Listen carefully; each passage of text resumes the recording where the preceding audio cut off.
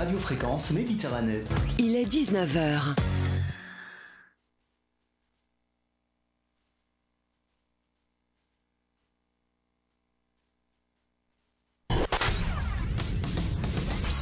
Radio Fréquence Méditerranée vous présente À ta santé. Véronique et ses invités parlent de tout ce qui concerne la santé, la médecine, le monde des hôpitaux, les urgences et les soignants. Pour tout savoir sur la santé, écoutez Véronique dans À ta santé. C'est sur Radio Fréquence Méditerranée, maintenant. Retrouve-nous en direct vidéo sur notre page Facebook Radio Fréquence Méditerranée. RFM, À ta santé. Bonsoir à toutes, bonsoir à tous, bienvenue sur Radio Fréquence Méditerranée, 19h passées de quelques secondes et on se retrouve pour la première et nouvelle émission aujourd'hui sur Radio Fréquence Méditerranée animée par Véronique Gornès, excusez-moi j'ai mal prononcé, nouvelle animatrice qui a rejoint notre équipe cet été. Bonjour Véronique. Alors, on t'entend pas, qu'est-ce qui se passe?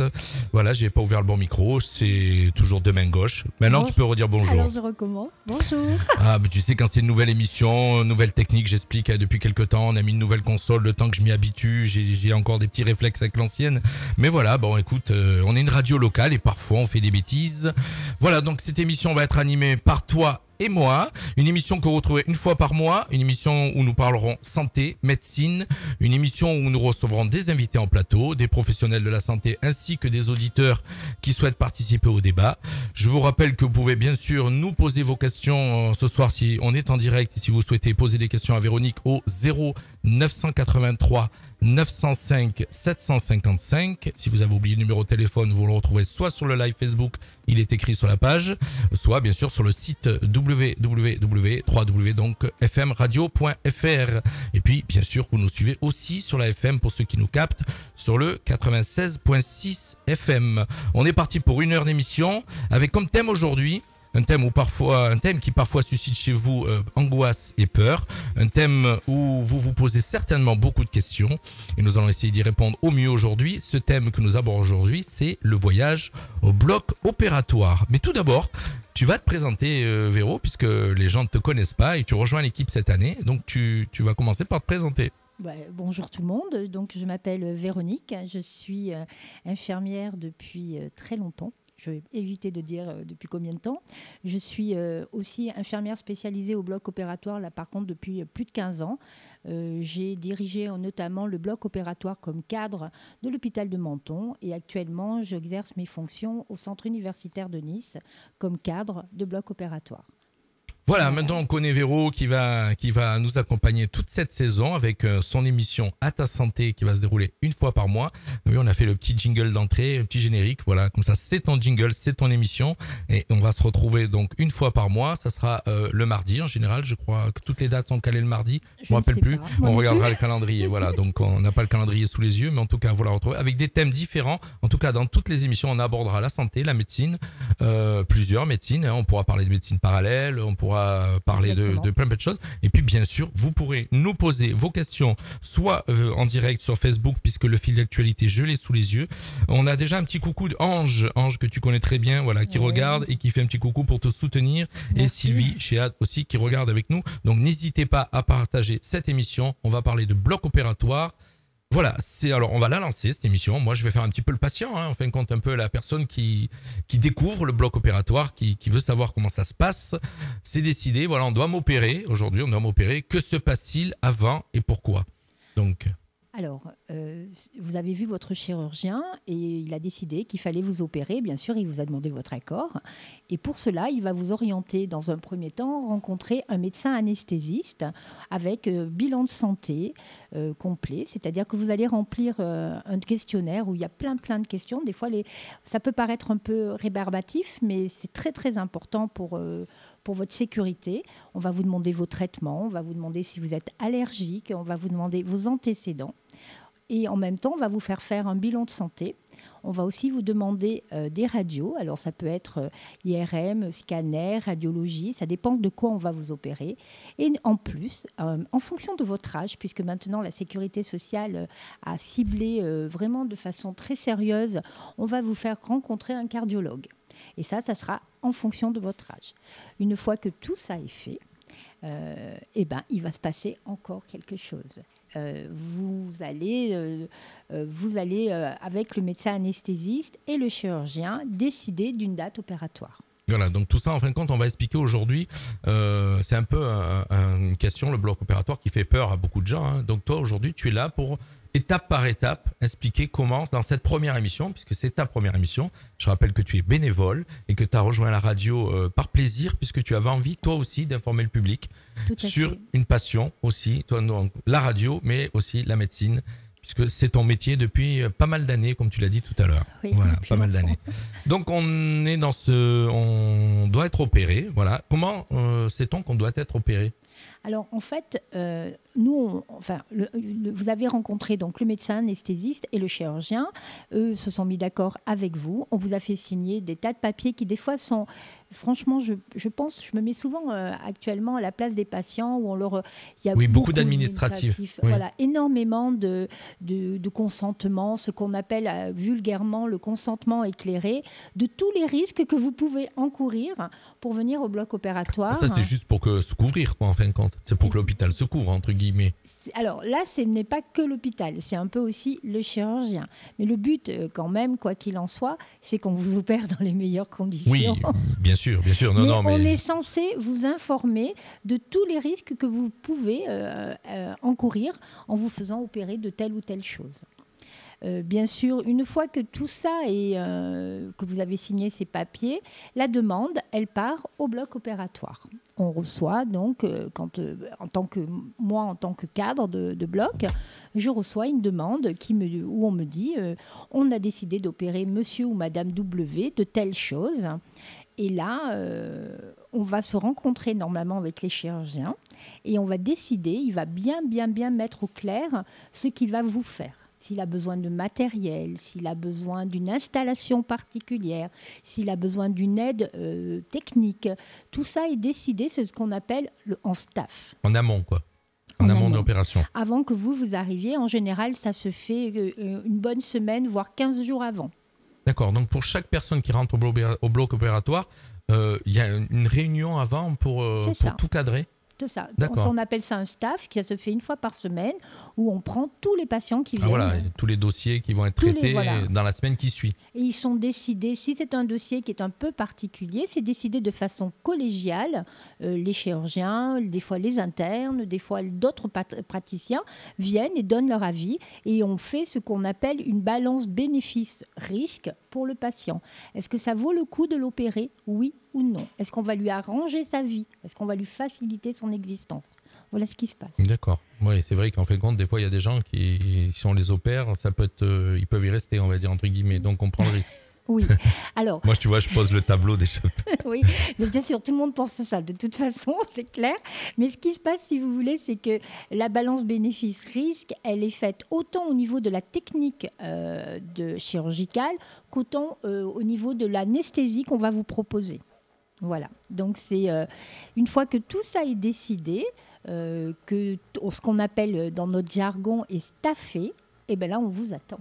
D'accord. Ok, donc on va dire, allez, ça y est, donc vous avez tout préparé, vous avez donné la date d'opération, donc au patient, il a vu l'anesthésiste, il a vu les différents, il a rempli tous ses papiers, son dossier est prêt depuis déjà un bon moment, hein, puisque ça se passe, comme tu disais tout à l'heure, plusieurs jours avant, hein. Des fois même les dossiers, c'est bien 2 semaines, un mois avant, ça peut être. Hein. Des fois il y a des dates d'opération qui sont données très loin. Hein. Alors parce que malheureusement, dans certains secteurs, il y a des délais d'attente qui sont assez colossales. Et avec, en plus, actuellement, ils se sont encore rallongés à cause du Covid. À cause du Covid. Voilà. Je rappelle aussi que voilà, on fait des émissions sur la santé, mais pour l'instant, on parlera pas de Covid, je pense, parce que on en entend assez parler et on nous bourre assez la tête avec ça, pour éviter d'en parler aussi à la radio. Voilà. Donc c'est le jour J.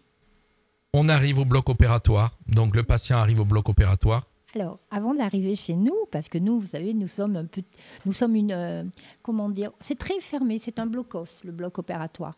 C'est pour y rentrer, il y a des codes, on n'y rentre pas comme ça. Voilà. D'abord, vous allez être accueilli dans le service.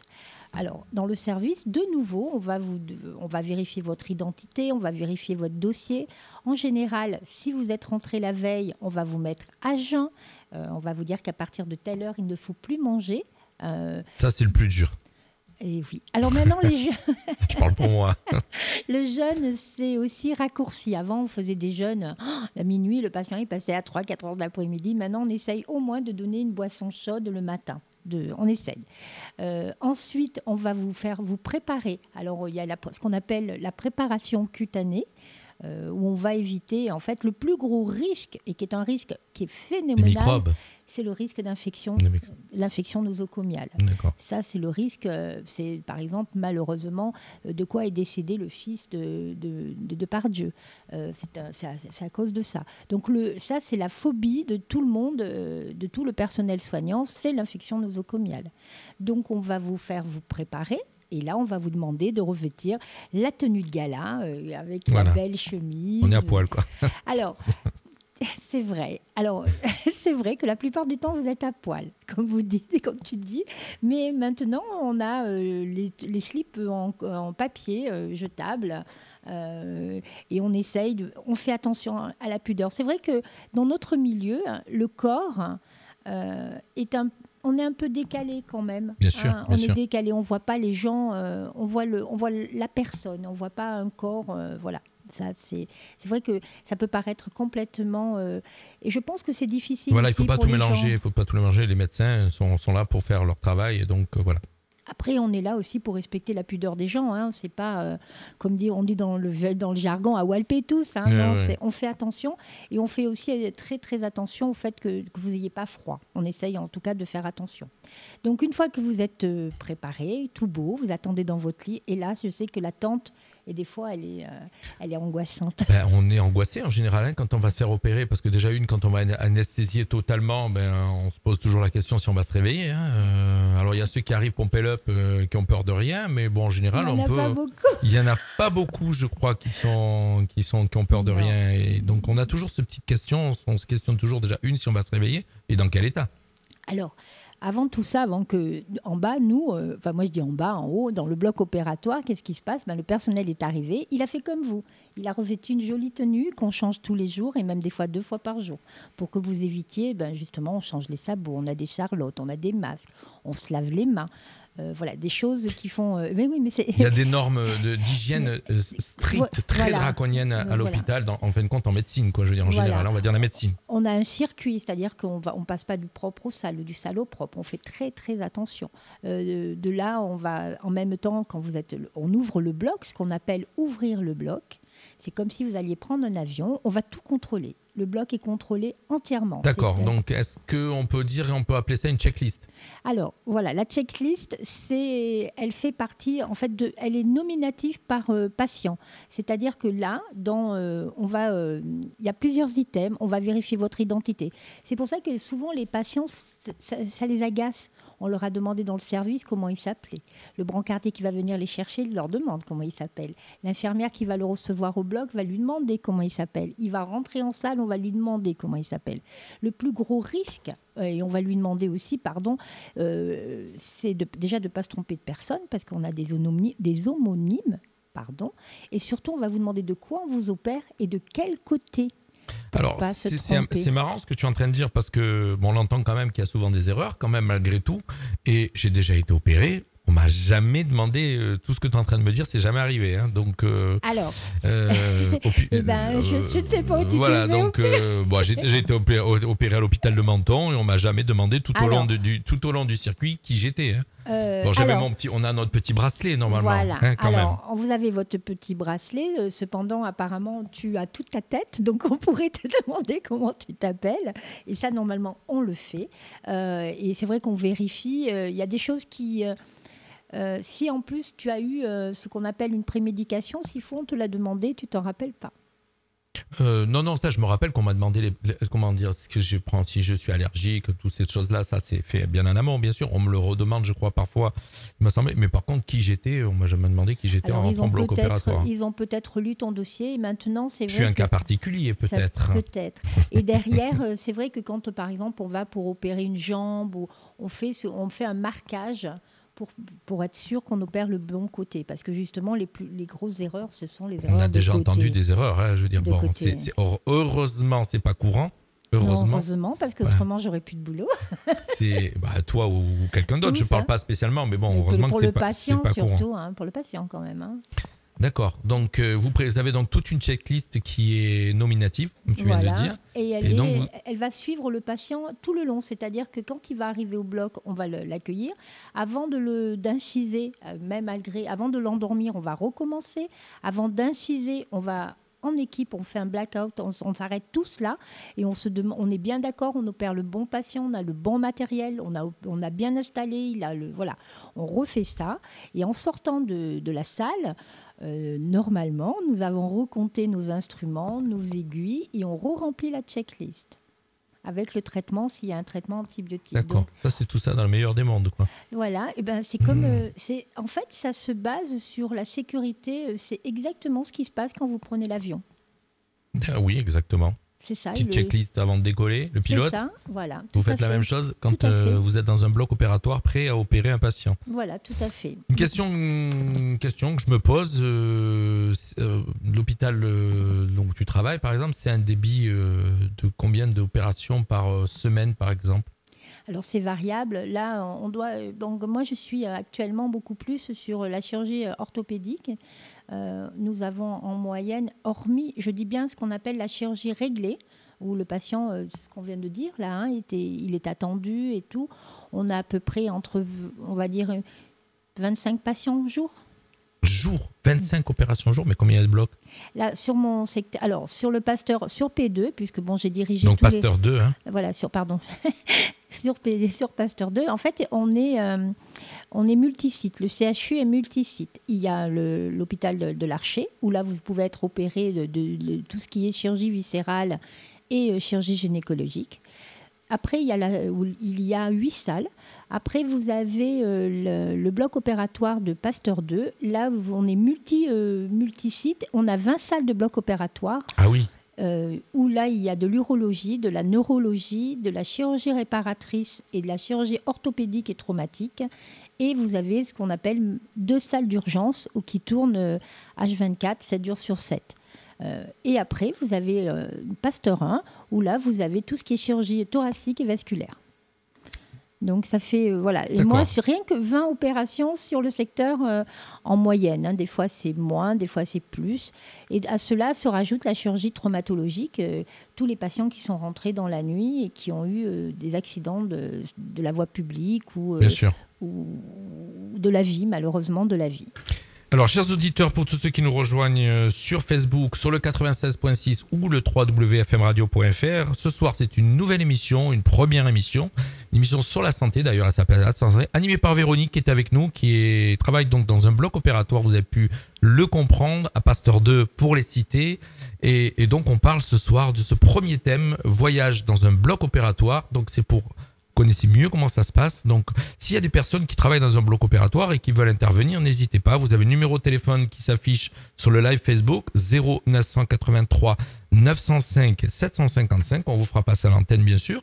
Ou alors, bien sûr, vous pouvez nous poser vos questions sur le fil d'actualité Facebook pour ceux qui nous regardent, comme Marcel Martini, Graziella, Daniel Giacalone ou Vanessa qui vient de nous rejoindre et qui nous suit. Donc, n'hésitez pas si vous avez des questions. On est dans un bloc opératoire. On va dire, je suis le patient. Que va-t-il se passer pour moi dans le service ? Alors, dans le service, on a après la parlé, checklist, voilà. Ça c'est vous, ça. Donc, vous êtes prêts. Et là, maintenant, le brancardier va venir vous chercher. D'accord. Donc le bloc est prêt. Alors, nous, tout le monde est en place. Voilà, on est prêt. On sait comment on va vous installer. On sait le matériel qu'il faut pour vous opérer. On connaît, donc, parce qu'on est multi-professionnel. Hein, c'est vraiment, donc, dans un bloc opératoire, il travaille des aides-soignants, travaillent des infirmières de bloc opératoire. Hein, c'est ma spécialité. Il y a aussi des infirmières anesthésistes. On ne va pas oublier le chirurgien, le médecin anesthésiste. Il y a des ASH. Il y a aussi des manip radio. D'accord. Donc, en fin de compte, le chirurgien, lui, il peut être spécialisé dans une autre. Il est spécialisé. Par contre, tous ceux qui sont autour sont multi. Alors, Ça, c'est le grand débat. Ils sont pas obligés d'être spécialisés en rhumato ou en... Alors, en général, sur les spécialités, alors, les IAD, les infirmières anesthésistes, excusez-moi, Oui, si tu donnes des termes, il faut expliquer pour les gens qui ne connaissent pas. Voilà, les infirmières anesthésistes, elles ont la faculté de pouvoir s'adapter plus facilement, j'allais dire, que les infirmières de bloc opératoire. Une infirmière de bloc opératoire, pour opérer, je vais vous donner un exemple vous allez peut-être comprendre, pour opérer une prothèse de hanche, il faut en moyenne, allez, on va dire 7 bons containers. Un container, ça pèse à peu près 10 kilos. Donc, c'est des boîtes d'instrumentation. Et là, pour chaque intervention en orthopédie, il y a un instrument qu'on appelle l'ancillaire, qui est très, très particulier à l'intervention qu'on va faire. Donc, l'infirmière, elle, difficilement, j'allais dire, elle peut passer d'une spécialité à l'autre. En tout cas, oui, l'instrumentiste. Pour connaître les instruments de chaque opération, d'accord. Voilà, parce que le but de tout ça, c'est justement que l'intervention ne dure pas longtemps pour ne pas vous faire courir un risque au niveau anesthésie et surtout un risque au niveau infectieux. Ouais, il faut que ça fonctionne. Voilà. Donc, dans la salle, il y a toujours... l'aide-soignante vous accueille au bloc avec l'infirmière anesthésiste. On vous pose des questions. En général, on vous perfuse. La petite piqûre qu'on vous met dans le petit bras pour vous passer les produits. Et en salle, il y a une infirmière IBOD, infirmière de bloc opératoire diplômée d'État. Il y en a 2. Il y en a une qui est habillée stérile, qui va travailler côte à côte avec le chirurgien, et une qu'on appelle penseuse, c'est elle qui va donner tout le matériel de façon stérile à l'infirmière instrumentiste. D'accord. Voilà. C'est incroyable. J'apprends plein de choses ce soir aussi, puisque je vois vraiment le fonctionnement étape après étape. Oui, donc en attendant le patient, vous faites quoi, vous, dans le bloc, tous ? Alors, hormis boire le café, non, je plaisante, ça c'est quelque chose de sacré. J'ai préparé toutes mes petites questions. Ah, je vois bien. Donc l'IAD, l'infirmière anesthésiste, elle aura préparé toutes les drogues que vous allez avoir besoin pour vous endormir en fonction de l'anesthésie qu'on va vous faire. Ça peut être une anesthésie, alors je ne suis pas IAD et je m'excuse auprès de mes collègues. Je devais être accompagnée par une de mes collègues qui a dû partir en urgence, mais néanmoins, je sais comment fonctionne ce côté-là, plus ou moins. Donc, soit vous allez être endormi, ce qu'on appelle une anesthésie générale. Donc, elle va préparer le respirateur, elle va préparer tout ce qu'il faut pour vous tenir en vie et que du moins vous respiriez. Autrement, on risque de vous endormir qu'une partie du corps. Si on vous endort le bras, on appelle ça un bloc. Ou autrement, on peut vous endormir tout le bas du corps. Et ça, c'est ce qu'on appelle la rachianesthésie. Ce qui fait que ça dépend de l'endroit où on va vous opérer. Et ça dépend aussi de votre taux d'anxiété et aussi le traitement, les antécédents que vous avez. Ça, c'est par rapport à l'anesthésie, là, tu parles, l'anesthésie. D'accord. Alors après, une fois que vous êtes arrivé au bloc, en général, on vous attend. On vous accueille, on vérifie, on recommence, on repose les questions, on vérifie que vous êtes bien à jeun, que vous n'avez pas de prothèse dentaire, que vous n'avez pas d'appareil, que vous n'avez pas d'appareil auditif. En général, on demande aussi si les gens ont des lentilles, parce que les gens ont tendance à garder leurs lentilles, ou tout ce qui est piercing. Alors, c'est pas le fait c'est pas le fait que nous sommes allergiques au piercing, mais comme nous allons utiliser un bistouri électrique, tout ce qui est métal peut entraîner un choc électrique pour le patient. Donc voilà. Donc pendant que vous êtes là au bloc, l'infirmière a vérifié sa salle, elle vérifie la température, elle vérifie le ménage, elle vérifie que tout le matériel fonctionne, bistouri électrique. On en a toujours besoin. Une aspiration, si jamais vous vous mettez à saigner, il ne faut pas qu'on soit noyé. Il faut qu'on puisse voir. C'est glauque. Voilà. Et après, on va vous faire entrer dans la salle. Voilà, donc c'est le départ. On part. Gros moment d'angoisse. On rentre dans la salle. Donc là, patient, moi, j'arrive, je rentre dans la salle. Et là, donc, on va être pris en main par le personnel qui se trouve là. Et donc, qui est ce personnel qui va s'occuper de moi ? À nouveau, alors en général, on essaye de faire ça pour rassurer le patient parce que justement, on s'est rendu compte que c'était très anxiogène parce que vous rentrez dans une salle où les murs sont verts. ou bleu, ça Ou dépend. bleu. Bleu, ça Et va puis, encore, mais voilà. vert. Et puis alors, il y a des grosses coupoles, excusez-moi, avec des lumières bien intenses qu'on essaye de ne pas allumer d'un coup pour pas justement vous éblouir. Et puis, il fait froid. Il fait froid, le son résonne. C'est vrai que c'est assez anxiogène. Donc, en général, c'est l'infirmière anesthésiste et l'aide-soignante qui vous ont accueilli, qui vont venir pour vous installer sur la table d'opération. Donc, si vous avez la possibilité de vous mobiliser, eh bien, on va vous demander de passer sur la table. Et là, en général, on vous dit faites attention, la table, elle n'est pas très large. Et on va vite vous couvrir parce qu'il fait vraiment très froid dans les salles. Pour quelle raison il fait froid? C'est la clim? Déjà, il y a un traitement d'air. Et les salles sont renouvelées justement pour pas que les microbes stagnent et se posent. Mais les microbes, ils n'aiment pas le froid. Hein. D'accord. En général, c'est pour ça... Moi non plus, d'ailleurs, j'aime pas le froid. C'est terrible. Mais bon, on s'habitue. Donc, on est couvert quand même. On a la possibilité de se couvrir. Et du coup, on va vous installer. Et là, on va demander... En général, les infirmiers anesthésistes font très attention à ça. On ne fait pas de bruit.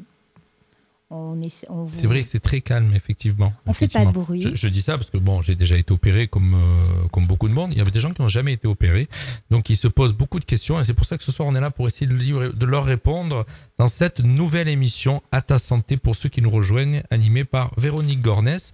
On est toujours dans le bloc.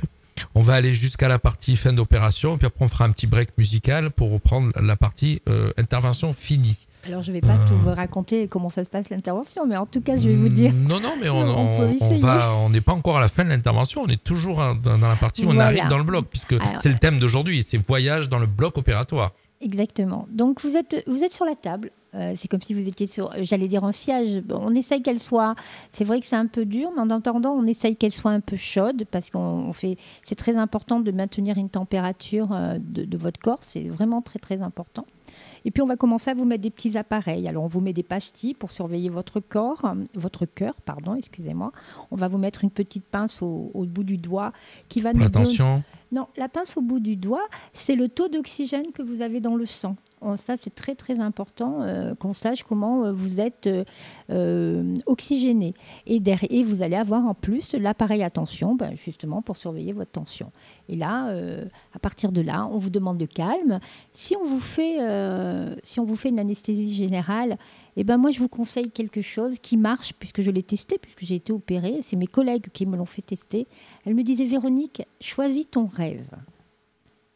D'accord. Et quand on choisit son rêve, par exemple, vous pouvez très bien vous dire, moi j'avais fait ça, je suis sur une plage, il fait bon. Et tu rêves vraiment? Alors, pendant l'anesthésie elle-même, on ne rêve pas, mais vous réveillez avec le rêve que vous avez choisi, et ça marche. D'accord. On m'a jamais posé, c'est vrai, ça marche. Je connaissais pas ce genre de choses. Si un jour je dois opérer, c'est un truc qui me restera, ça. Donc écoutez bien, chers auditeurs, vous avez compris. Si vous devez être opéré, pensez bien à vous endormir, à choisir votre rêve. Voilà. Si tu rêves, le problème c'est que par exemple tu rêves que tu es millionnaire, tu te réveilles, tu l'es pas. Mais bon, vous vous réveillez au milieu des billets, le temps de redescendre. Faites attention à ce que vous rêvez, parce que après, si on vous a fait une anesthésie et si on vous a proposé en amont une anesthésie ce qu'on appelle un bloc ou le bras ou la jambe, ou qu'on vous a endormi que le bas du corps, vous avez la possibilité, en prévenant l'équipe, d'emmener un appareil, un appareil pour écouter de la musique. En général, on en met au bloc quand les patients ne dorment pas complètement. Vous êtes un peu sédaté, on vous garde entre deux os, et parce que des fois, sur certaines interventions, c'est vraiment pas nécessaire d'aller faire une anesthésie générale. Et comme on sait qu'une anesthésie générale, on s'en remet quand même beaucoup plus difficilement, qu'une anesthésie loco-régionale, je pense que si vous avez la possibilité, faites-vous faire plutôt une anesthésie loco-régionale. D'accord. On a un petit message de Nini qui était, moi je dis toujours animatrice de notre radio, qui marque la saturation. Alors je ne sais pas ce que ça veut dire. Pourquoi? Est-ce que le son sature? Mettez-moi un petit message. Parce que je vois qu'elle marque la saturation. Alors, est-ce qu'elle parle de médecine? Je ne comprends pas tout. C'est vrai que chez nous, il y a un terme qui est la saturation, c'est le taux d'oxygène dans le sang. Alors, c'est ce qu'elle voulait dire. Je suppose, puisqu'elle est en train de suivre et qu'elle commente ce que tu es en train de dire. Merci, Nini. Virginie alias Nini qui nous écoute ce soir. Merci à tous ceux qui nous écoutent.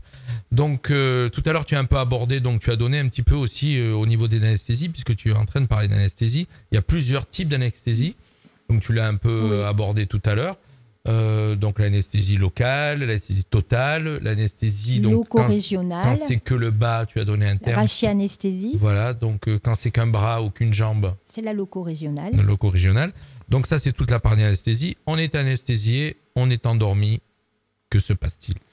Alors, quand vous êtes endormi, pour nous, c'est, j'allais dire, c'est branle-bas de combat, excusez-moi. Oui, parce qu'on a un temps imparti par rapport au réveil, ou est-ce que le réveil peut être prolongé ? On peut vous garder endormi très très longtemps, ça, c'est pas un souci. C'est vraiment pas. Alors, ça dépend sur si c'est une anesthésie générale, il n'y a aucun problème, on peut vous garder comme ça bien longtemps. Si c'est un bloc, il a une durée d'action qui peut être assez longue, mais c'est pour vous que ça va devenir inconfortable. D'accord. Parce qu'au bout d'un moment, vous êtes sur une table, c'est dur. Comme quand ça, vous c'est êtes quand on n'est pas anesthésié total, tu parles. Hein ? Voilà, c'est ce que j'ai dit, quand vous avez ce qu'on appelle une loco-régionale. Ce qui va se passer, c'est qu'on va faire vite la table d'instrumentation. Et une table d'instrumentation, elle peut prendre entre 10 minutes, un quart d'heure. Ça dépend de quoi on va vous opérer. Et puis, on va commencer à vous découvrir. Pourquoi ? C'est parce qu'il faut bien arriver sur la zone qu'on va opérer. Et comme ça, le chirurgien, il vient, il vous installe. On installe en équipe. Donc, on fait attention à tout ce qu'on appelle les points d'appui pour pas que vous ayez des escarres. Parce que c'est aussi un risque. Les compressions sur les tables donnent des escarres. On met de partout sur votre corps des géloses pour pas que vous ayez des sensations qui sont dures. Et que pour vous, ça soit confort au maximum. On va vous mettre sur votre corps une plaque de bistouri électrique pour que le courant, puisqu'on va se servir la plupart du temps d'un bistouri électrique ou éventuellement d'une bipolaire, mais il faut bien faire de la coagulation, et la coagulation, elle passe par un bistouri électrique. Donc c'est pour ça qu'on fait attention que vous n'ayez pas de piercing, que ce soit pas humide l'endroit où vous êtes installé. Et puis, on va vous refaire, et c'est pour ça qu'on vous a posé plein de questions et que votre dossier va vous suivre tout le long, ce qu'on appelle une préparation de nouveau cutanée, mais de l'endroit exactement où vous allez être opéré. Ça dépend, si c'est là, on va vous opérer par exemple d'une prothèse de hanche, on va vous badigeonner. C'est pour ça que quand vous vous réveillez, la plupart du temps, vous vous retrouvez ou jaune ou rose. Oui, la bétadine, ça c'est connu. Voilà, la bétadine, et on va vous préparer. Alors, il y a un temps... Toujours pareil, c'est pour lutter contre l'infection nosocomiale. Donc, il y a un temps qui est fait par l'infirmière panseuse qui va vous faire un badigeon en 3 parties. Et une fois qu'elle a terminé, que la table est faite, c'est l'équipe chirurgicale qui va à son tour refaire un badigeon. Et là, le chirurgien, il est dans la salle. Il ne bouge plus, il attend, il regarde, il est avec nous.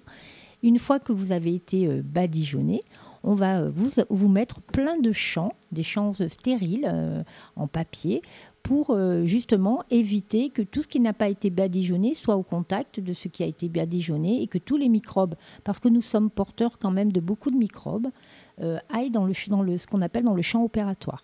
Donc vous êtes champé.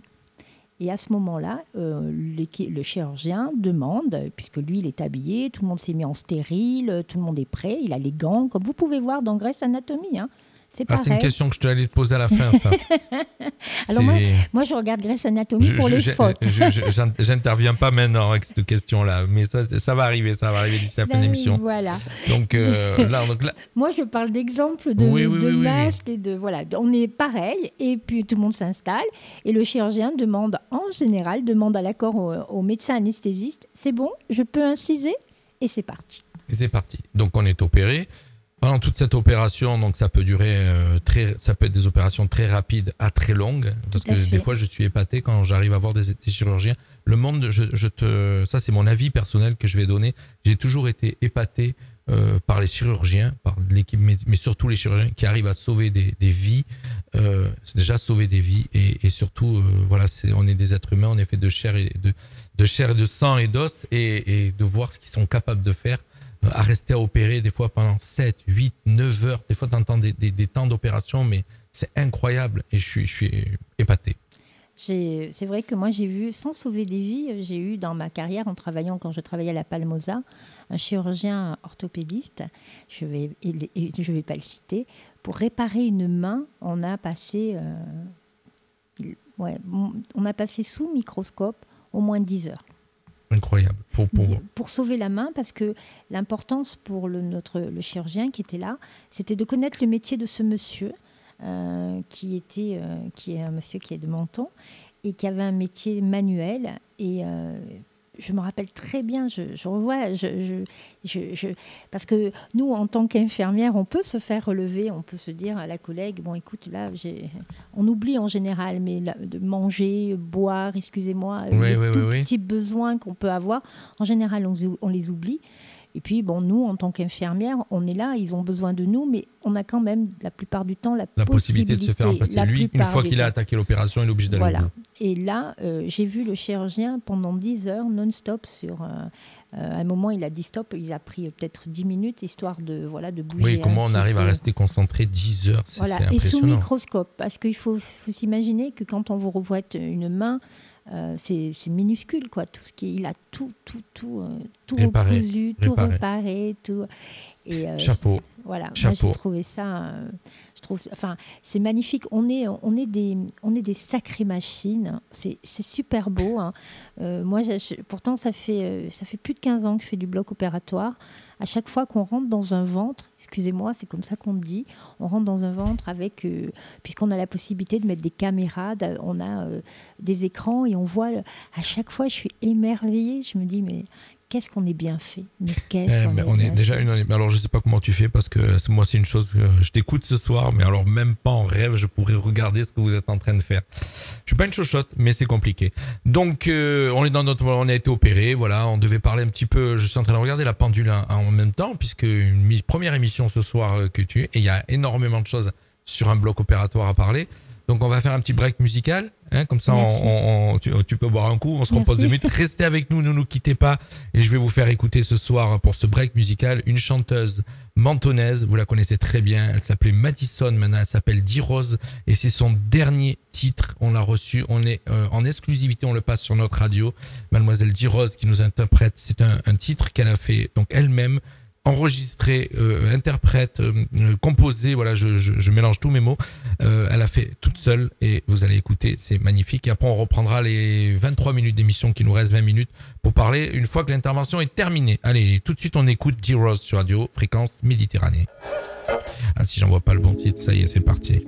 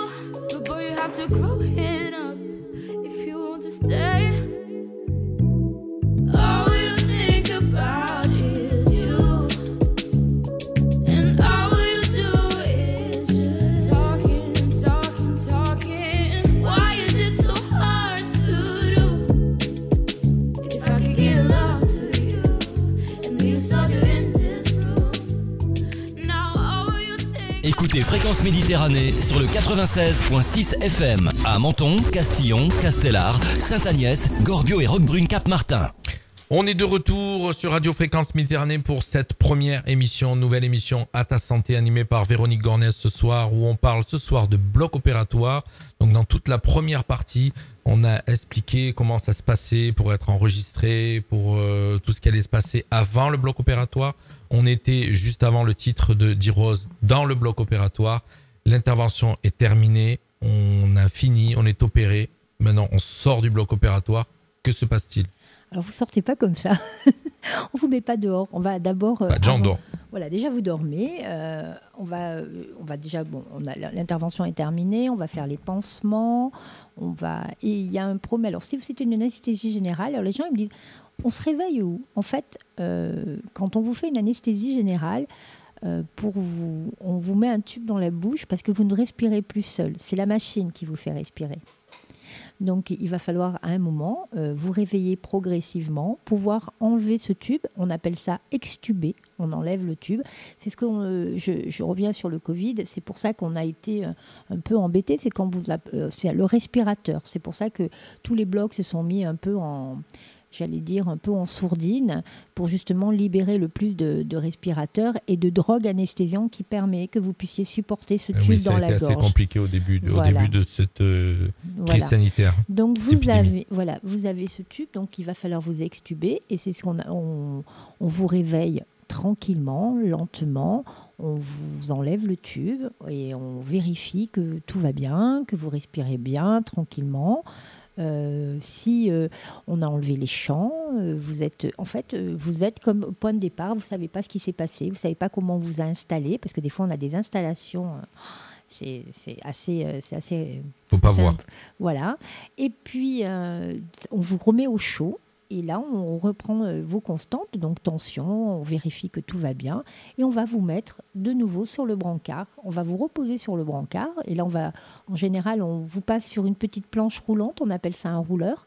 On vous tient pour pas que vous tombiez, bien sûr. Et on vous met sur le brancard pour vous amener. D'accord. C'est une partie qu'on n'a pas... Tu l'as un peu abordé là vite fait. On l'a pas abordé tout à l'heure. Mais il faut rappeler qu'on est constamment surveillé. Donc pendant du moment où on rentre dans le bloc et au moment où on rentre dans la chambre, et encore même souvent dans la chambre, parce qu'il y a la partie, après le bloc, avant la chambre. Alors justement, j'allais vous en parler, voilà. Parce que on est attenante, c'est-à-dire que vous avez les salles de bloc et on a ce qu'on appelle... Salle de réveil ? Alors, ça ne s'appelle plus des salles de réveil depuis longtemps, mais c'est resté dans le jargon, j'allais dire... les gens lambda appellent ça des salles de réveil. Ça s'appelle des SSPI, des salles de soins post-interventionnels. Alors c'est le terme que tu m'avais écrit et j'attendais que tu me dises ce que c'était. Voilà. Alors, c'est quoi un SSPI ? C'est une salle de soins post-interventionnels où là vous allez être surveillé. De nouveau, on vous met dans votre lit qui a été chauffé. On vous accueille dans votre lit. On va de nouveau vous surveiller, donc on rebranche tout le matériel que vous aviez en salle d'opération. Et puis on va vous surveiller. On va d'abord surveiller que vous repreniez bien votre conscience. On va surtout surveiller que vous ne saignez pas. On va surveiller les pansements. On va regarder si vous urinez pas. On va regarder si vous avez mal. C'est très très très important. Et tout ça, on va vous garder jusqu'à ce que vous ayez éliminé les drogues anesthésiantes. Parce que l'important, c'est que vous rentriez dans la chambre. Vous n'êtes pas, quand on retourne dans le service, vous n'avez pas une infirmière qui est là dans la chambre. Tandis qu'en salle de réveil, il y a toujours du personnel, il y a toujours une infirmière anesthésiste ou une infirmière de salle de réveil, plus une aide-soignante. Voilà, vous êtes surveillé, vous êtes ce qu'on appelle scopé. On a des appareils où dès que vous remuez un petit peu, ça bip. Et là, tant que vous n'êtes pas apte à re-rentrer dans votre chambre, on va vous garder. D'accord. Voilà. Mais souvent, même on remonte en chambre et on est encore dans les choux. Alors, c'est pas parce que... Oui, moi, c'est imagé. Oui, vous êtes dans les choux, mais c'est comme ça que... C'est imagé. C'est très bien, oui. Mais en fait, même si on est encore dans les choux, parce que moi aussi, j'ai vécu ça, on est quand même... vous avez éliminé le maximum de drogue. Vous ne faites pas... le souci que souvent on a peur, c'est des relargages de drogue. Et là... c'est embêtant si vous n'êtes pas surveillé. Mais en général, même si vous n'avez pas QV, on peut vous renvoyer dans la chambre. Et c'est le brancardier d'extérieur qui vient vous chercher et qui vous ramène avec votre dossier. Ça dépend de quoi vous avez été opéré. En salle de réveil, on vous fait un contrôle radio pour être bien sûr que tout le matériel qu'on vous a mis est en place. On vérifie tout. C'est OK. Le médecin anesthésiste signe votre sortie de SSPI. Vous remontez dans votre service. D'accord. Et donc là... Arrivé dans le service, normalement... C'est donc, tu disais, pardon, moi je te coupe, c'est le médecin anesthésiste qui valide la remontée en chambre. Autrement, vous ne pouvez pas sortir de salle de réveil. L'infirmière va vous donner... En fait, le plus embêtant, c'est quand les gens ont mal. Donc, on fait des drogues, on fait de la morphine. Et donc là, il faut aussi surveiller. Parce qu'il y a il y a des effets indésirables de ce genre de médicaments. Donc, il faut qu'on vous surveille. Et c'est le médecin anesthésiste qui, en fonction de votre état de conscience, de votre douleur, du saignement, qui décide si vous êtes apte ou pas à sortir. Et ça peut durer, il y a des fois ça dure, les patients on n'arrive pas à les sortir de salle de réveil, et bien on les garde. D'accord, ça peut durer longtemps ? En général, si sur des structures comme moi où je travaille, si ça dure très très longtemps, le patient va en réa. D'accord. Mais en général, ça dure 2 heures. À peu près. C'est pour ça que les gens ont l'impression que ça dure très... Et surtout quand on attend quelqu'un qui est au bloc opératoire. Oui, c'est très long. On a vraiment... Alors, entre le fait que le patient soit descendu, où ça dure quand même un bon moment, entre l'installation, l'intervention, la sortie de salle, la SSPI, c'est vrai que c'est pour des fois des interventions qui durent, je vais dire, sur un syndrome du canal carpien, ça dure 20 minutes d'intervention. Et encore, je suis large. C'est vrai que, en fin de compte, tout ce qui est parti, les émissions, les thèmes qu'on va traiter, tout ce qui est médecine, c'est toujours l'angoisse, en fin de compte. Donc, dès que tu as affaire à un hôpital ou à la médecine, ça veut dire que ton corps n'est plus en bonne santé, et là, automatiquement, tu rentres dans des phases d'angoisse. Donc, à l'hôpital, ça peut être encore beaucoup plus important. Alors, je rigole parce que c'est tellement mon élément que quand j'étais gamine, je me rappelle avoir été voir mon père dans une clinique et ça sentait l'éther. À l'époque, on se servait beaucoup de l'éther, mais non, c'était interdit. Et quand je suis rentrée, je disais à mon père, mais qu'est-ce que ça sent bon ? Mon père me disait, c'est pas possible. Oui, t'as un problème. Voilà. Donc, c'est vrai que c'est anxiogène. Je pense que... Il nous appartient en tant que personnel soignant de rassurer et de répondre aux questions. Parce que si on répond à vos questions, je pense qu'on est... moi, je suis comme tout le monde. Je vais quelque part que je ne connais pas. Et regarde, tu m'as accueilli. C'était la première fois. Tu m'as expliqué. Et du coup, un peu mon appréhension, elle est un peu descendue. Je pense qu'on doit expliquer aux gens ce qu'on va leur faire, comment ça va se passer. C'est très, très, très important. Voilà. Donc, notre patient, il est remonté dans la chambre et normalement, il est accueilli par une infirmière qui va de nouveau, et une aide-soignante. On va l'installer dans sa chambre. On fait attention que vous ayez la sonnette, que si vous avez besoin d'appeler, puisque là, vous n'êtes plus scopé, vous n'avez plus de personne dans la chambre, vous êtes ou avec un voisin ou tout seul. Et elle va reprendre vos constantes, donc votre tension, elle vérifie que ça correspond bien à la sortie de la salle de réveil. Elle va vous demander si vous avez mal et elle va vérifier les pansements. Et là, vous êtes surveillé en fonction de la demande du médecin anesthésiste toutes les heures et on vérifie, on vous met les médicaments. Pendant ce temps, au bloc, il se passe des choses quand même. Parce que vous êtes parti, la salle, ça peut être, comme on dit chez nous, Beyrouth. Il faut renvoyer le matériel, donc le faire tremper, le renvoyer à la stérilisation. Et savoir que la salle, il y a un patient derrière qui est en... Donc les infirmières... en file d'attente. Voilà, l'infirmière anesthésiste, elle vous a accompagné. Elle commence déjà à accueillir le prochain patient. L'infirmière instrumentiste et l'infirmière penseuse s'occupent du matériel. Ça part en stérilisation. Donc c'est décontaminer, nettoyer, renettoyer, passer en machine, passer en autoclave pour la prochaine fois. L'aide-soignante arrive et nettoie la salle. On vide les poubelles, on nettoie tout et on laisse poser un temps pour que la salle récupère. Tu me demandais justement la température. On laisse le ménage se poser pour pouvoir accueillir le prochain patient. Combien de temps à peu près entre chaque opération, la salle Alors, au grand désespoir de certains chirurgiens qui aimeraient qu'on enchaîne plus vite, ça dépend de l'intervention qu'on a fait. Sur un syndrome du canal carpien, franchement, on peut dire qu'en 10 minutes, un quart d'heure, on a récupéré la salle. Vous avez remis la salle en état, prête à redémarrer. Minutes, voilà. Sur une prothèse, il faut compter à peu près entre 20 et 25 minutes pour récupérer la salle. Oui, parce qu'il y a beaucoup de matériel, il y a beaucoup de déchets. De désinfection. Et de déchets, parce que on utilise quand même beaucoup de déchets, de matériel et de compresses. Et voilà. Alors, je tiens à vous dire quand même qu'avant de sortir, notre patient, on a vérifié de nouveau la checklist, on a vérifié nos instruments, on a bien compté nos textiles. Alors, ce qu'on appelle les textiles, ce sont les compresses, les champs qu'on se sert.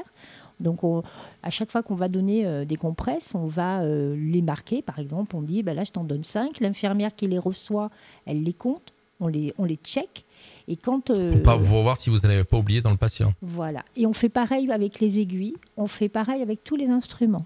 Alors, c'est très bien tout ce que je t'entends dire depuis tout à l'heure, puisque ça, donc c'est tout ce qui se passe dans un bloc opératoire. Malgré tout, il y a parfois des ratés, on va dire. Alors malheureusement, Parce que je connais quelqu'un qui a vécu ce raté où il est resté une compresse à l'intérieur. Le risque zéro n'existe pas.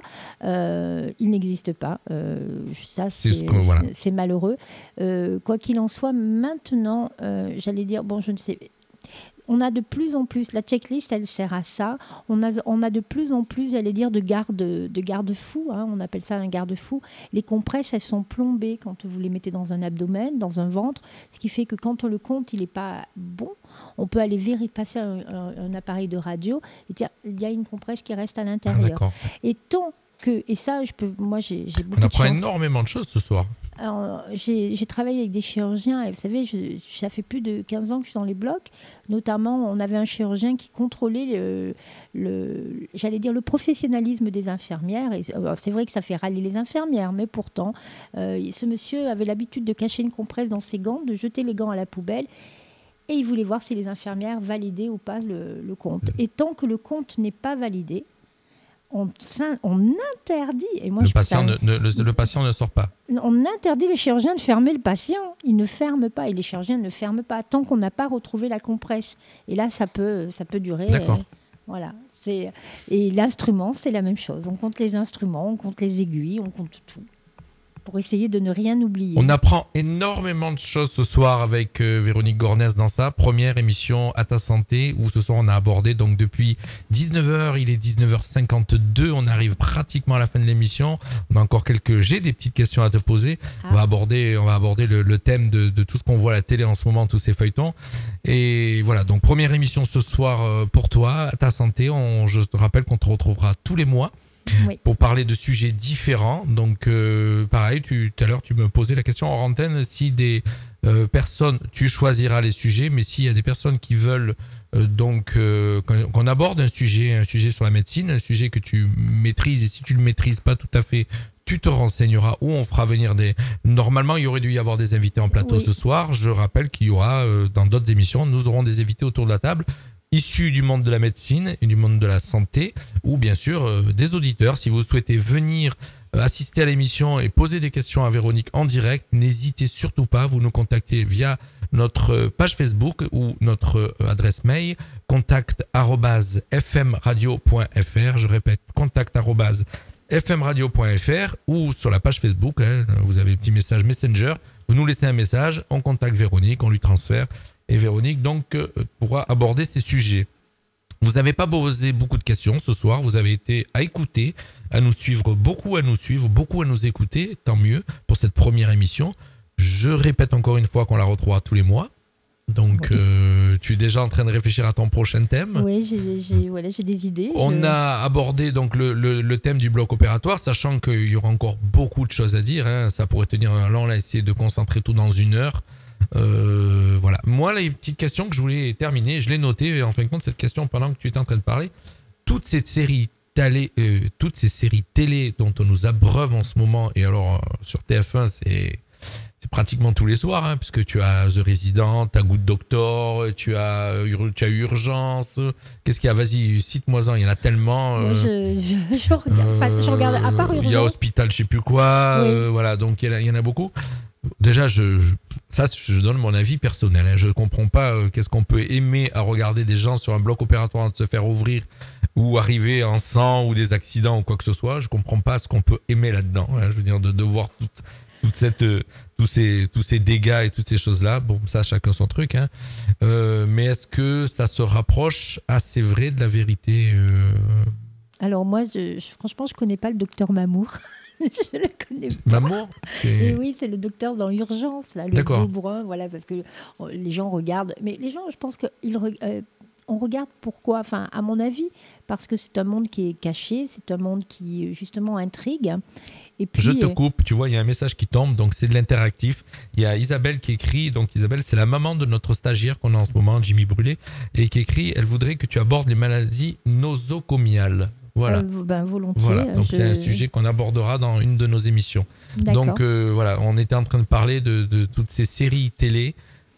Alors, je pense que on regarde, la plupart des personnes, en tout cas, regardent parce que c'est un monde qui intrigue, justement. C'est un monde qui a été caché. C'est un monde où il y avait une espèce de monopole, où le grand professeur arrivait avec tous les internes derrière, le patient dans le lit, tout le monde se taisait, tout le monde. Donc, je pense que ça intrigue. Et après, bon, moi, je regarde certains. Je regarde notamment. Tu regardes avec un œil professionnel, je suppose. Pas que, ça me détend. Oui, c'est les histoires qui est à côté qui t'aiment bien. Ça m'amuse. Et c'est vrai que je peux pas m'empêcher de critiquer quand ils se lavent les mains, quand je fais des commentaires, mais bon, je trouve que en général c'est bien fait.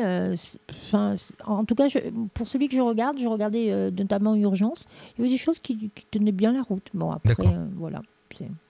Bon. T'as bien compris que j'étais pas fan de ce genre d'émission parce que je me demande qu'est-ce qu'on peut, et bon, à la rigueur un professionnel mais je pense pas qu'un professionnel qui a fait ça toute la journée a envie de regarder encore ça le soir ou je sais pas. Je sais pas. Voilà. On continue, on fait des congrès, on continue. Enfin, moi, je rentre à la maison, je continue à lire. On baigne. Toi, tu fais de la radio. Il y a des gens qui sont fans de foot et qui ont couru derrière un ballon. Moi, ça, je comprends pas. Qui ont couru derrière un ballon et qui vont regarder un match. Quand on est fan, on est fan. D'accord. Ah, d'accord. Oui, c'est vrai. C'est valable ce que tu viens de dire. En tout cas, il nous reste 3 minutes pour terminer cette émission. Ta première émission, comment tu as senti ça ? Je suis contente, je suis vraiment ravie d'être là. Je suis contente de faire partager mon monde, le monde de notre monde, mes collègues et à moi. Et voilà, parce que moi je fais partie du monde paramédical. J'ai beaucoup de respect pour les chirurgiens, les médecins. Je te remercie pour ton accueil. Franchement, on est très très très bien ici. J'ai passé franchement, merci. Ça passe vite, hein ? Ça passe très vite. Voilà, tu viens de rejoindre l'équipe. C'est pour ça que dans cette première émission, les prochaines émissions, on l'annoncera pas à chaque fois que tu viens de rejoindre l'équipe. Mais ça y est, tu as rejoint l'équipe. Tu viens de faire ta première émission à ta santé. Tu étais avec nous, donc tu rejoins l'équipe de tous les animateurs de Radio Fréquence Méditerranée. Je rappelle qu'on est une radio locale, une radio non commerciale. Je le rappelle beaucoup en ce moment. Mais voilà, on est là pour donner du plaisir et en tout cas informer les gens localement et du mieux qu'on le peut. Merci à toi. Merci beaucoup. Voilà, on va terminer cette émission, les minutes qui nous restent, en écoutant encore une fois un chanteur mentonné, vous connaissez très bien, il s'appelle YOLO. Et on le recevra d'ailleurs à la radio d'ici la fin du mois. J'ai plus la date exactement en tête, mais on va le recevoir avant la fin septembre. Et on écoute son titre que vous avez pu écouter sur notre radio tout l'été. Ça s'appelle YOLO. Ça s'appelle Danse, Danse, Danse. Et c'est YOLO. Voilà, pour ceux qui le connaissent. Merci Véronique. Merci. Et au mois prochain. Au mois prochain. Merci à tous de nous avoir suivis. Et puis bien sûr, je vous rappelle que vous pouvez laisser des messages sur notre page Facebook. N'hésitez surtout pas. Et surtout à liker aussi. Merci. Danse, danse, danse et allez. Chante, chante, chante, arrête. Pense, pense, pense et laisse-toi aller. Tous les jours les mêmes questions qui te laissent sous tension. Mais tu ne vois pas de solution, plus aucune motivation. Dans la vie rien n'est parfait, mais si seulement tu osais te prendre en main, te secouer, peut-être tu pourrais arriver à danse, danse, danse et aller. Chante, chante, chante, arrête de pense, pense, pense et laisse-toi aller. Danse, danse, danse et allez. Chante, chante, chante, arrête de pense, pense, pense et laisse-toi aller. Oh, oh, oh, oh, oh.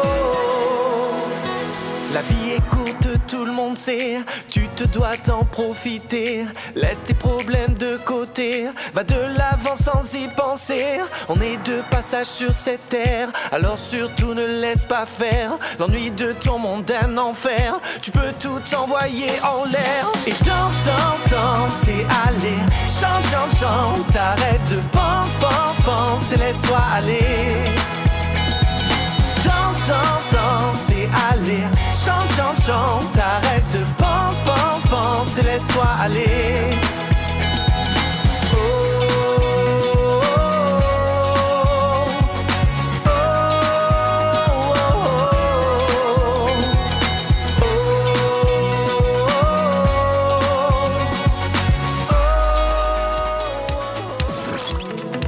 Vous écoutez Radio Fréquence Méditerranée.